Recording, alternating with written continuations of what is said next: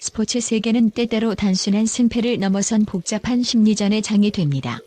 특히 중요한 경기를 앞두고 선수 한 명의 이적이 불러온 파장은 단순한 전력 변화를 넘어 팀의 정신력과 내부 결속을 시험하는 거대한 태풍이 되기도 하죠. 스튜디오 C1의 야구 예능 불꽃야구 16화 예고편에서 드러난 동아대 스파이 김민범의 행보는 바로 그 극적인 심리전의 서막이었습니다. 불과 얼마 전까지 한 팀에서 땀 흘렸던 동료들에게 5점 이상 득점하겠다고 도발하는 것도 모자라 불꽃 파이터즈의 핵심 투수인 박준영과 신재영을 대하는 태도에서 극명한 온도차를 보였습니다. 에이스 박준영을 향해서는 긴장감을 드러내며 경계했지만 사이다암 신재영을 향해서는 정반대의 태도로 그를 녹다운시켰다는 충격적인 전언이 전해지면서 야구 팬들 사이에서는 이미 뜨거운 논쟁이 시작되었습니다. 과연 김민범은 왜 이 두 투수를 이토록 다르게 평가하고 이러한 행동을 통해 얻고자 했던 궁극적인 목표는 무엇이었을까요? 그의 도발이 단순한 패기인지 아니면 동아대의 우승을 향한 치밀한 큰 그림인지 지금부터 심층적으로 분석해봅니다.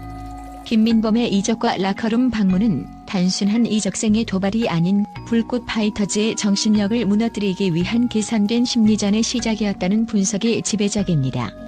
그는 고착 스카이돔에 모인 옛 동료들 앞에 나타나 5점 이상은 낼 수 있다고 자신만만하게 말하며 팽팽한 긴장감을 조성했습니다. 특히 이 발언에 분노한 유희관이 벌떡 일어섰을 때 그를 단 한마디로 제압했다는 사실은 그가 얼마나 치밀하게 이 상황을 준비했는지 보여줍니다. 야구계 전문가들은 이 한마디가 단순히 농담이나 도발을 넘어 불꽃 파이터즈의 약점을 정확히 꿰뚫는 전술적 멘트였을 가능성을 높게 평가합니다. 예를 들어 저 없는 백업 포수 자리는 누가 지키니까? 와 같은 팀의 현재 가장 취약한 부분을 꼬집는 발언이었다면 유희관과 팀원 전체는 겉으로는 웃음을 보였을지언정 내적으로는 깊은 동요를 겪었을 것입니다. 이처럼 김민범은 동아대전이라는 거대한 실전 무대를 앞두고 불꽃 파이터즈의 사기를 꺾고 내부 불안을 증폭시키는 데 성공했습니다. 그의 등장은 단순히 상대 팀의 전력을 분석하는 스파이의 역할을 넘어 이미 경기 전부터 승기를 가져오기 위한 전략가로서의 면모를 유감없이 보여준 것입니다. 그의 행동은 스포츠에서 심리적 우위가 얼마나 중요한지를 다시 한번 상기시켜주는 사례로 남을 것입니다. 김민범이 박준영을 경계하는 태도는 그의 야구 지능이 얼마나 뛰어난지를 단적으로 보여주는 대목입니다. 그는 동아대 라인업에 우타자가 많다는 사실을 근거로 박준영의 선발 가능성에 긴장감을 드러냈습니다. 이는 박준영이 단순히 구위가 좋은 투수를 넘어 우타자를 상대로 특히 강점을 보이는 유형의 투수라는 것을 의미합니다. 아마추어 리그에서 박준영의 기록을 살펴보면 특히 우타자 상대 피안타율이 현저히 낮고 결정적인 순간에 던지는 예리한 슬라이더와 체인지업으로 삼진을 유도하는 능력이 탁월하다는 사실을 알 수 있습니다. 김민범은 과거 팀 동료로서 이러한 박준영의 강점을 누구보다 잘 알고 있었기 때문에 그가 선발로 나올 경우 동아대 타선 전체가 고전할 것이라고 판단한 것입니다. 준영이 형은 쉽지 않을 것으로 예상한다는 그의 발언은 단순히 경계심을 표하는 것을 넘어 동아대 팀원들에게 박준영을 만만하게 보지 말라는 경고의 메시지를 담고 있습니다. 이는 자신의 존재감을 부각시키면서도 상대 에이스에 대한 정당한 평가를 내리는 매우 전략적인 행동입니다. 김민범은 박준영의 실력을 인정함으로써 그에게 보이지 않는 압박감을 주는 동시에 자신의 팀원들에게도 경각심을 심어주어 경기에 대한 집중력을 높이는 일석이조의 효과를 노린 것으로 해석됩니다. 박준영과 비슷한 유형의 사이드암 투수임에도 불구하고 신재영에게는 정반대의 태도로 그를 녹다운시켰다는 것은 그의 깊은 속내가 담겨 있다고 볼 수 있습니다. 반면 김민범이 신재영을 무시한 이유는 크게 두 가지로 추론할 수 있습니다. 신재영을 향한 김민범의 태도는 극명하게 달랐습니다. 첫째, 신재영의 투구 패턴이나 구위가 동아대 타자들에게 충분히 공략 가능하다고 판단했을 가능성입니다. 사이드암 투수의 특성상 우타자를 상대로는 유리하지만 특정 패턴이 노출되거나 구위가 압도적이지 않으면 오히려 공략이 쉬워질 수 있습니다.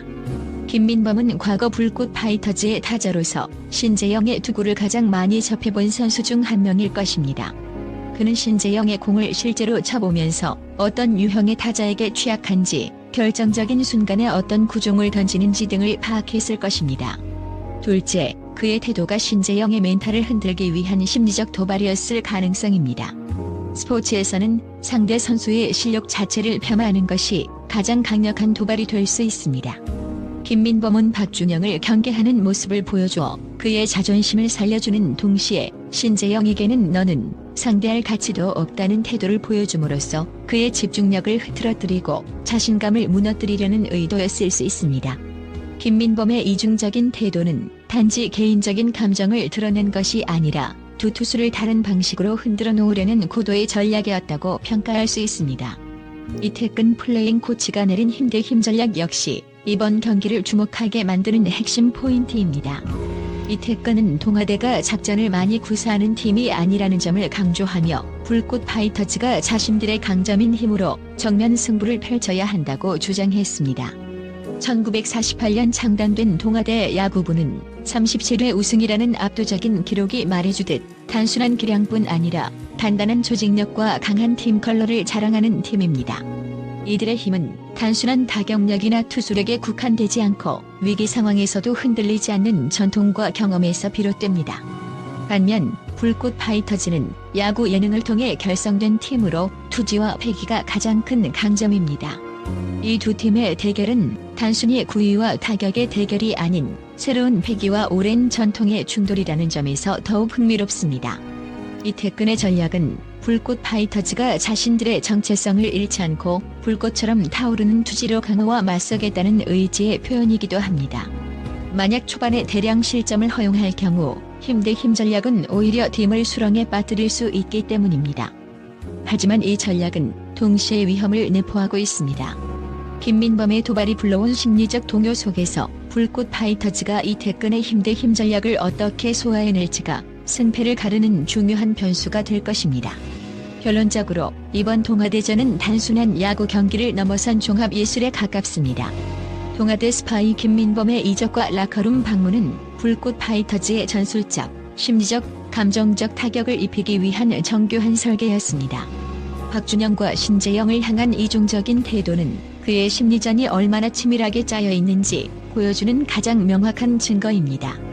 박준영을 향한 경계는 상대 에이스를 인정하는 동시에 긴장감을 불어넣는 전략이었고, 신재영을 향한 무시는 그의 멘탈을 흔들고 집중력을 흐트러뜨리기 위한 교묘한 도발이었습니다. 이 모든 것은 1948년부터 이어져온 동아대 야구부의 위압적인 힘에 맞서기 위한 불꽃 파이터즈의 투지를 시험하는 거대한 무대에서 벌어지는 보이지 않는 전쟁입니다.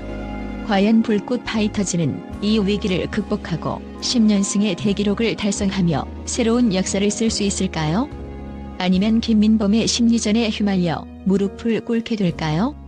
그 모든 의문은 경기 당일 고척 스카이돔에서 펼쳐질 불꽃 튀는 승부 속에서 해소될 것입니다.